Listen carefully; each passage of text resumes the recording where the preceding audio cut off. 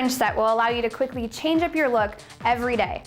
I'm going to show you how to make your own fringe set using wefted hair, needle and thread, weaving clips, binder clips, and these can be found in any office supply store, comb, shears, flat iron, and our bangs templates. You can find these templates on our website in the tutorial section.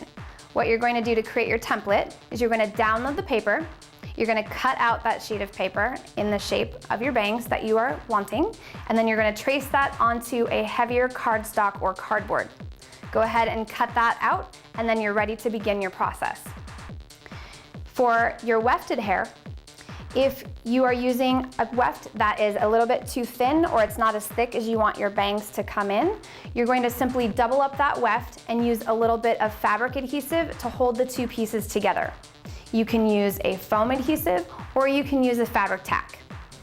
If your hair is not perfectly straight, go ahead and run a flat iron through it at this point. We are doing the V-style bangs. If you had wanted any of the hair to frame your face, you'd want to cut the weft just slightly wider than your template and then cut on the interior of that and then leave the two sides hanging long. We're just going to slide the weft on to our template and clip it into place using the binder clips.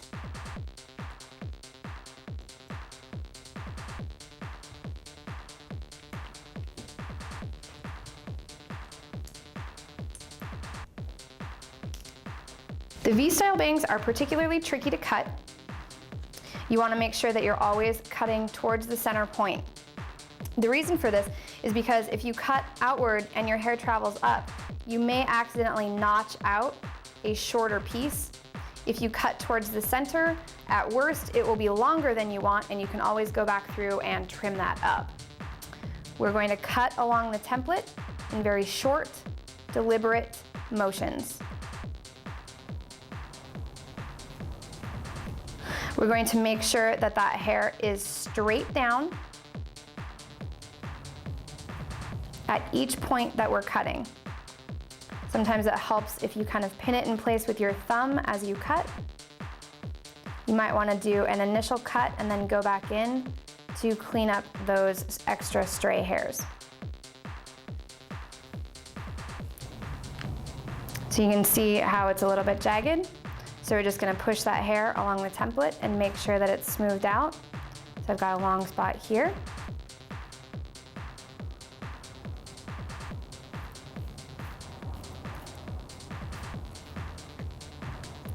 And as long as when it's pushed out to the template that it has a nice straight line, then it's not going to matter for when we style it.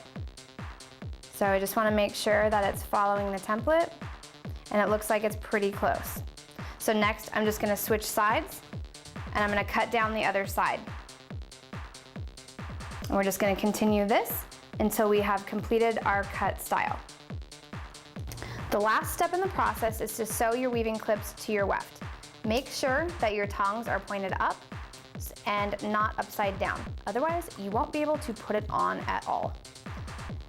The first step is to take your sewing needle and thread and go through the weft.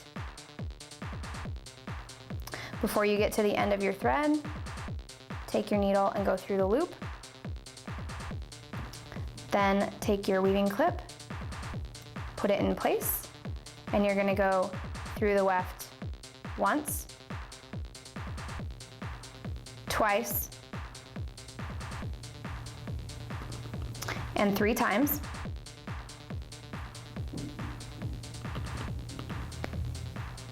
Next, you're going to go back into the weft and come out. And then you're going to find where the other hole of your weaving clip is, and you're going to go down into the weft in that spot.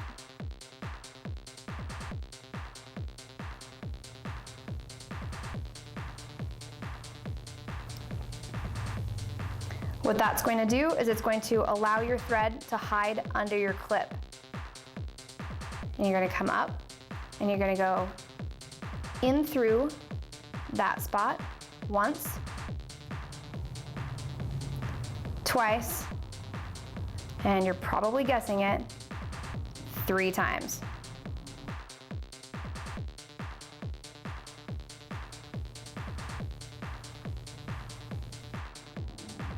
Next, you're gonna go back underneath your weft and pull it back through. Pick up a small piece of the weft.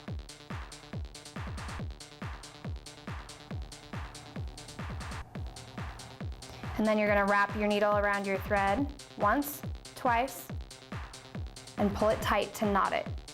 You're going to repeat that motion one more time to make sure that that knot is good and secure.